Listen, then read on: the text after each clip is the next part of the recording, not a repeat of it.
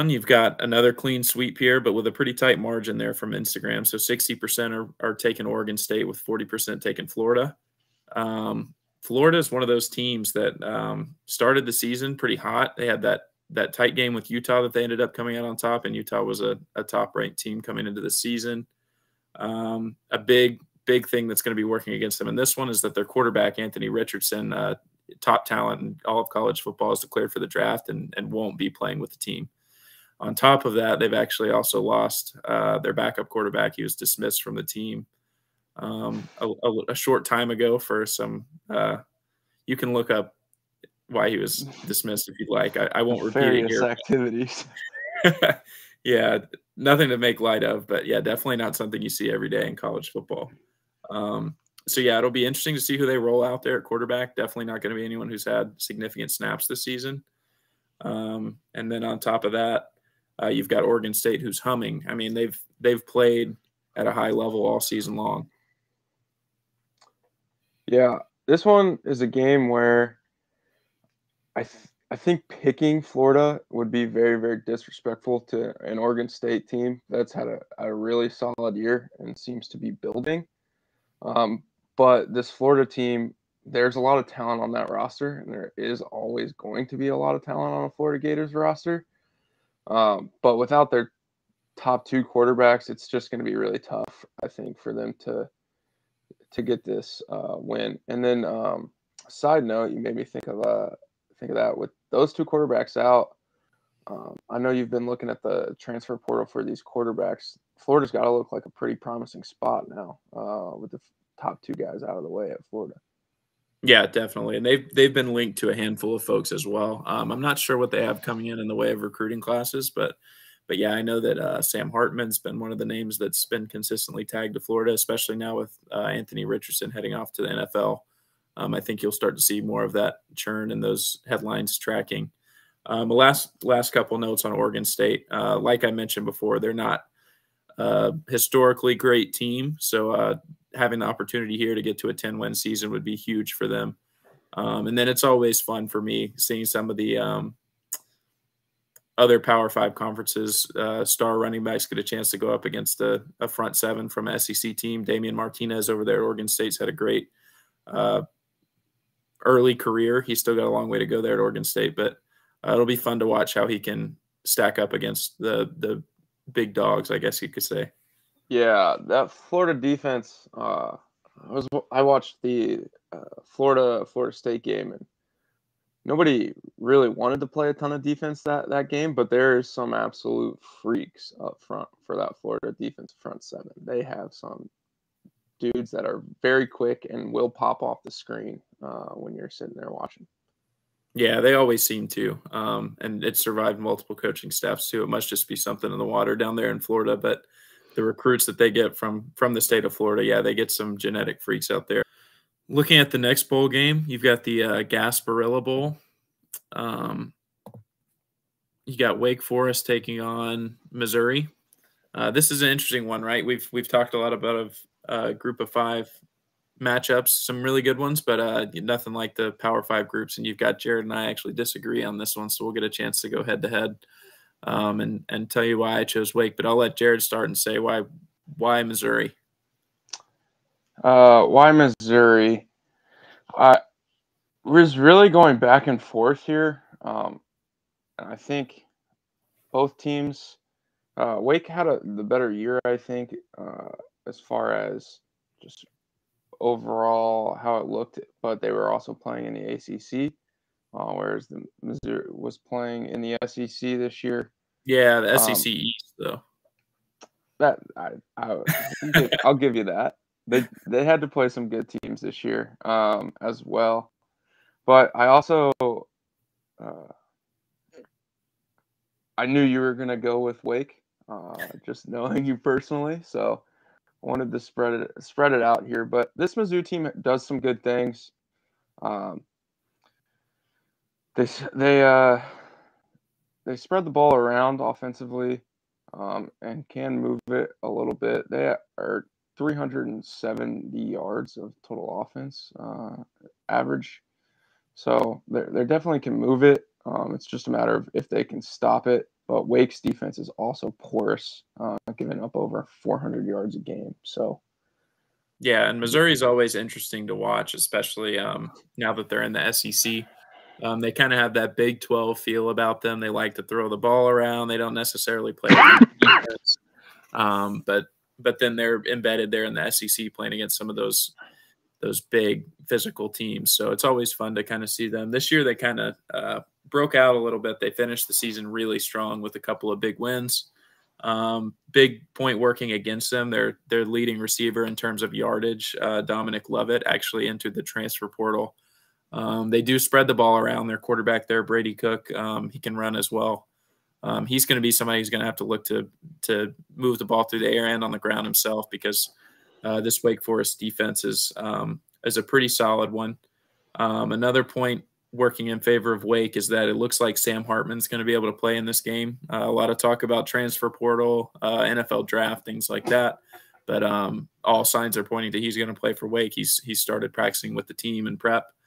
And then he's going to look to his go-to guy, A.T. Perry, there at Wake Forest, another potential first-round pick this year at wide receiver, to get after Missouri's kind of middling secondary. Not great, but also not super good either. But yeah, it's an interesting game here, a case study of Wake Forest who started strong and finished weak, and then Missouri who started weak and finished strong. We'll see if that momentum plays a factor. Wake certainly does have the edge at quarterback with Sam Hartman back there. So, yep. I would say that Brady Cook at Missouri is a guy to watch on the rise, but yeah, definitely not to the same level as Sam Hartman just yet. Liberty Bowl, sponsored by AutoZone. I love this. It's something familiar to me. I think AutoZone's been sponsoring the Liberty Bowl for 20 years. So they good lost to it see there for a couple of years, didn't they? Oh, okay. Well, I missed that. But good to see some tradition sticking around in the Liberty Bowl. And this is kind of a cool matchup, too. You've got some old Big West teams taking each other on, Kansas and Arkansas.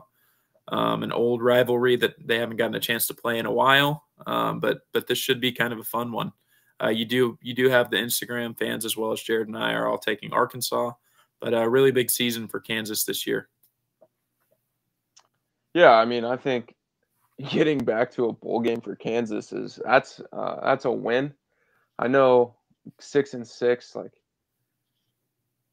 isn't the greatest record at all, but as a Kansas Jayhawks program, getting back to 6-6 is an impressive feat and can't be taken lightly. But I think this Arkansas team should probably be closer to 8-4, and maybe even a 9-win team. I don't know if you had a chance to watch any of their games, but they're a really solid team. I really like KJ's playing, correct? Yes. Yeah, he's going to be – I actually think he's coming back to play next season as well. Yeah, I really like KJ Jefferson in this offense. He makes some pretty good decisions with the football, throwing it, and they'll use him in the run game some too, to complement their running back. And he is a big, physical, strong runner. Obviously not Cam Newton, but does some Cam Newton-like things in the run game and the pass game. I give Arkansas the edge largely because of him on offense. Yeah, I like Arkansas on this one too, especially that quarterback play of KJ Jefferson, but then his backfield teammate, Raheem Sanders, a young running back who's also putting up some really big numbers. I will say there's a couple of things that we do have working in Kansas's favor. Arkansas's defensive coordinator, Barry Odom, actually took a head coaching job elsewhere, so he won't be with the team, as well as their leading tacklers. Actually, their top two leading tacklers, Drew Sanders, who's declared for the draft, the Alabama transfer, and then linebacker Bumper Pool is out with an injury. So they'll be missing a few guys in the middle of that defense, some of the people that they rely on heavily to make plays on that side of the ball. For Kansas, you may remember about midway through the season, they were actually going mano-a-mano with TCU on College game day to determine who was going to be that front runner in the Big 12. Obviously, it didn't go Kansas's way, and they stumbled a little bit after that injury to Jalen Daniels, their quarterback. But Jalen Daniels is back now. He's got a couple more games back since returning from injury. But Kansas is coming off of 3 pretty big blowout losses to Big 12 opponents. They do have a strong running game and freshman running back Devin Neal, but yeah, again, I think it's a little bit too much for Kansas to overcome what Arkansas is able to do on offense. I don't think they'll be able to catch up. Yeah, I just re-looking at their Arkansas's schedule right now. The loss to Mizzou, I think they're probably should have won that game. More talented. They ended up losing by 2. They took LSU to the wire. 13-10 was the final score, and then kind of honestly an inexplicable loss there against Liberty. I do think KJ was out for that game, but still bad loss for them, and just that right there makes them a 9-win team. I think those were all winnable games, and I just think they're going to be too much for Kansas here. Moving on to our next one. This was the only unanimous decision from our Instagram fans, and I actually tend to agree. I think this is a really difficult matchup for Texas Tech. Sort of a weaker defense coming up against one of the strongest running defenses that I've seen in maybe all my time of watching college football. They've got a 3-headed attack of Quinshon Judkins, Zach Evans, the transfer, and then also the quarterback, Jackson Dart, being quite a capable runner himself. To be honest, Texas Tech, they've got a strong edge rusher. Tyree Wilson, I believe, is his name. He's projected a top pick as well, but I would be surprised to see him play in this game. I don't know if he's announced that he won't be, but again, being a potential top 10 pick, I don't see him playing. And other than that, just defensively, I don't think Texas Tech stands a chance. Yeah, I just don't think they can hold up. This Ole Miss team, Lane Kiffin coach teams in general are a little strangely up and down and just kind of inconsistent, but they're always capable of putting up a lot of points. And when you give them a bad defense, more often than not, Lane Kiffin is going to put up a bunch of points on you, especially with the offensive talent that he does have with Dart and those running backs in the backfield. So I think they're just going to be too much. I think this is just a bad matchup for Texas Tech going into this game. Yeah, and they're riding a wave of a big win to get into this game. They beat Oklahoma in a close one to close out the season. We'll see if the momentum swings with them as they come into this game. Maybe they can get off to an early start. But yeah, again, I think we're all on the same page that Ole Miss is likely to run away with this one. But still a worthwhile game to watch. Texas Tech will be playing in the state of Texas, so and sort of also close prone to geographic just schedule. inexplicable losses. So they could very well lose this It's game, true. but I don't see that as a likely option. Yep, I agree. Slayer Gator Bowl. This is a fun matchup. Two teams that kind of started off weaker than expected, but finished really strong and sort of pulled off some games that we didn't think they'd be able to pull off. Especially South Carolina in that regard. They knocked off Tennessee while they were still in the playoff hunt, and then were able to take down Clemson as well at the end of the year. I'll be brief here for you, Tanner. I truly just do not trust Spencer Rattler, so I had to go with Notre Dame. Yeah, and totally fair assessment of these teams too. I do like a little bit of the talent that South Carolina has on the outside. Antoine Juice Wells is an absolute stud. You'll be hearing his name called on draft day a couple of years from now. But yeah, Notre Dame as well. And I'll put it simply myself, I don't trust the coaching staff there at Notre Dame. Marcus Freeman has definitely had some moments, but he's also had some moments in the other direction. They've got a strong run game. Guy. Yeah, you've got a strong run game, and Aldrick Estime is a really strong running back. If it comes down to it, quarterback play, I'm not sure what you're going to get out of Notre Dame. Not a ton. Good tight end up there too. Is he playing? Well, Michael Mayer is not going to play. He's declared, and then Makes Drew sense. Pine is in the transfer portal. So, just kind of a mixed bag. You never know what you're going to get. Spencer Rattler, he's got all the talent, so it's just a matter of which Spencer Rattler shows up on this one, I think. Orange Bowl, and this is going to be a fun one. A lot of injuries, a lot of transfer portal, a lot of draft sit-out guys in this one. Who's playing? Yeah, that's what you have to ask yourself, right? So Tennessee, who's prided themselves on their passing game with Hendon Hooker making plays with Jalen Hyatt. Both of those guys will not be available. But you do have Joe Milton, who has some starting experience. He played a couple games down the stretch for Tennessee once Hooker got hurt. Played solid. He had some good times at Michigan as well, but obviously found himself transferring. Brew McCoy, who was a consistent presence as a receiver there, will get a chance to kind of show off what he can do as a number one receiver with Jalen Hyatt sitting this one out. It'll be fun to watch. He's a former top recruit. He's had a little bit of a turbulent career, jumping around from school to school, but finally found a home at Tennessee. So that's what I'm most looking forward to from Tennessee. On the other side, though, this will be Cade Klubnik's team from Clemson. Obviously, DJ Uiagalelei has announced that he's going into the transfer portal, and this is Cade Klubnik's team going forward, the freshman. So it'll be fun to watch him kind of out there running the team. Very Deshaun Watson-esque when I've seen him in a few spot moments throughout the season. Yeah, I mean, that's clearly high praise. I think with Tennessee, Joe Milton was in the battle for that starting spot, I think, going into the season with Hendon Hooker, I believe. Yeah, They made that decision. They made that decision late. I just like Tennessee here, going off the year that they've had. It'd be good to see them finish it off, and truly, a little subjective for me here. Not a Dabo guy, so gonna go with Tennessee. Yeah, you've got the two orange teams playing in the Orange Bowl, which is a fun matchup. 50-50. I believe this is the only 50-50 matchup from the Instagram voting. But yeah, I like Clemson in this one. They have a history of just being a top tier defense, and they continue to churn out some top prospects on the defensive side of the ball. Obviously, we mentioned some of Tennessee's turnover. D tackle's not eligible this year, right? Brissy, he is. Yeah. I don't know if he's planning on playing. I haven't heard anyone that is planning on opting out at Clemson. But it seems like there's always someone behind them, even if they do, and that's why I give the edge to Clemson. Is just that defensive consistency, whereas Tennessee's strength on the offensive side is a little bit depleted. Yeah, I will give the edge.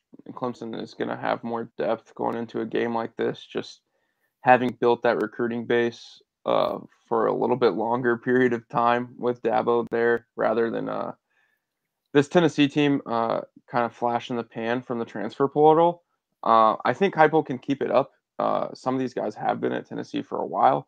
I just don't think he has the horses in the back all the way yet, ready to go for a game like this. Yeah, definitely a good one to watch, though. It should be a great matchup. The Music City Bowl. So Kentucky and Iowa are going to meet in Nashville. We've got a split here. The fans going with Iowa at 67%. I like Iowa as well. Jared has got Kentucky in this one. Yeah, another one here. I texted you this when we were going over the schedule. Not a lot of offense. Not a lot of offensive firepower. Really going to be happening in this game, from what I can see. I just gave the edge to Kentucky. They are a more explosive, I think, on the offensive side of the ball than Iowa. But Iowa's defense is probably why you picked them. So I'll let you go into that a little bit. Yeah, just being honest, I mean the numbers are plain and simple. Iowa's defense is very tough to overcome. You have a hard time finding times where Iowa is able to put up more than 20 points, and most of the time they don't need to. So it's honestly what this one comes down to is I think if Iowa can kick a field goal, they're going to win. I don't see where Kentucky's going to be able to manufacture any points. Yeah, is Will Levis playing? Will Levis has opted out, and their 1,000-yard rusher Chris Rodriguez has also opted out. So yeah, it's going to be tough to overcome. They've got a solid receiver room. I don't know what's waiting in the wings behind Levis. I know he's missed some starts, but I haven't kept up with the team probably as much as I should. But yeah, I think the quarterback and running back positions are going to have a huge hole. And taking on a defense like Iowa is not an ideal situation to have question marks in those areas. Yeah, I know they just brought in a new offensive coordinator, or made a big move at offensive coordinator for next year as well, for Kentucky. I do think that this Kentucky program, growing up in Southwest Ohio, this program in Lexington, always a basketball school. Mark Stoops, however, has gotten this Kentucky program recruiting a lot out of Ohio, in the surrounding areas. He's done a great job recruiting, I think, to get this program to be more consistent and relevant over the last 3 or 4 years as football. He actually makes more than Coach Cal now, which has some Kentucky people, including my grandmother, pretty upset. I think Yeah, they don't think definitely he's a quite point of earned that, but Cal hasn't done much lately either. So All right, moving on. I like to stir the pot a little bit. I took Kansas State here in the Sugar Bowl against Alabama. Again, it comes back to that transfer portal. Who's playing? Who's not? Who cares? That's honestly where I'm at with Kansas State is I think this team cares to win a Sugar Bowl, and I think Alabama would rather just pack it up and get ready for next season. Coaching staff, players as well. You've seen it a couple of times, and you never know what you're going to get with Alabama when they don't make the playoff. Is you've seen times where they've lost to a Utah team that had no business playing with them, and then you've seen other times where they've kind of ran away with the game to show everyone that they made a couple mistakes throughout the season, but they're still Alabama. So we'll see who we get. I just think Kansas State's got some guys that are on fire to play in a BCS bowl to prove that Kansas State is a national brand to be respected, whereas Alabama, I think, is already looking to what's going to happen next year. I mean, there's question marks. Who's going to play quarterback? Who's going to play running back? Which receivers are still here? We've got a couple of receivers that caught some big balls this year in the transfer portal. So just so many question marks for Alabama. I couldn't pick them on this one. yeah, I think Alabama. I'll get to this game specifically, but I think Alabama over the next few years is going to be interesting with Saban at the helm in this transfer portal NIL timeframe. Because by all accounts, Saban coaches guys really hard, and he brings in a lot of guys that I don't know if they're going to want to handle that, and they have an easier out and options to go places. However, their boosters are going to pay to keep guys coming. They pay a lot of money. I don't know if you saw it the other day. I saw a tweet the other day. Ohio State was in competition with Georgia actually for a recruit, and we're not in the same number of zeros behind money that they were going to be able to give this kid to sign. So these SEC programs, Alabama and Georgia specifically, it's going to be interesting as we move forward here to see how they keep talent. I think they'll sign a lot of guys. We'll be interested to see how they keep it around. But it's Sugar Bowl, damn near going to be a home game for Alabama. There's going to be a lot of Alabama fans there. I'll give them the edge on that. If they show up, they can run away with this game. So I'll give them an edge. Yeah, definitely the talent gap is significant, but yeah, and they do things a little bit differently down in the South. So definitely going to be interesting to see that unfold as recruiting continues to play out in the transfer portal. The ReliaQuest Bowl, and this one's kind of going to kick off on a sad note. Mississippi State's head coach Mike Leach obviously passed away this week. Again, share our condolences to his family and the Mississippi State program and all of his colleagues that he's worked with throughout the years. But just getting back into sort of the football game here, Mississippi State. I think this is going to be a situation where you could potentially see, one of two things from Mississippi State. Either they're going to obviously feel that and maybe not be able to perform the way that they have throughout the season, or you could see them really step up and put forth sort of a tribute. And I think you will see that. The reason I've got Illinois here is just the coaching edge. I think the inexperience is going to show with an interim taking on a battle-tested guy who's been a head coach at multiple levels of college football, and Brett Bielema, and then has spent some time in the NFL as well as a coordinator and position coach. Yeah, I gave the Mississippi State the edge on this one. I think there's definitely two ways.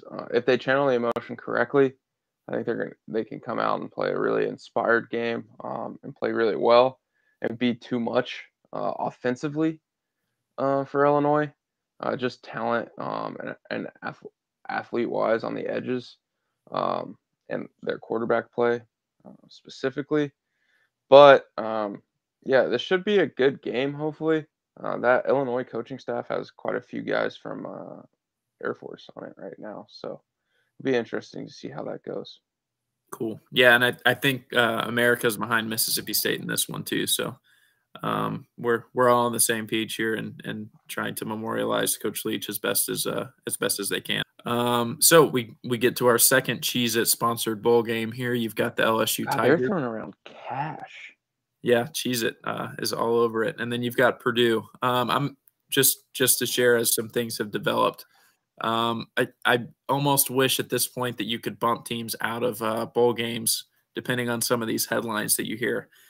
So Purdue's lost their head coach. Nothing against them. They're a solid team at full strength, and I think they could play LSU well. But they've lost their head coach to Louisville. He went back home to be the head coach for the Cardinals. They've lost their quarterback, Aiden O'Connell.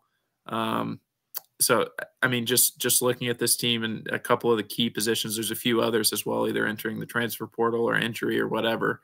I just don't see them being able to keep up with an LSU team. I haven't seen the headline yet. Is Brom staying to coach this game, or is he out previous? Yeah, I'm not sure about that. I do believe he's already arrived in Louisville. I don't know if he's going to come back to coach, but it's very rare because those guys like to get out on the recruiting trail yeah. and start getting their hands around the program as quick as possible. But yeah, I had to take LSU here, a depleted Purdue team coming out of the Big Ten West. I mean, you saw how they played Michigan. They were able to hang in there for a little while, but I think that LSU talent level will eventually pull away from Purdue in this game. Yeah, and a couple guys to watch, young guys. You've got a young running back at Purdue, Devin Mockabee, who had an awesome season, and then young linebacker at LSU, Harold Perkins is a top talent and on the defensive side of the ball and sort of the freshman and sophomore classes. So at least a couple of people to keep an eye on. But again, I don't think this game's going to be close.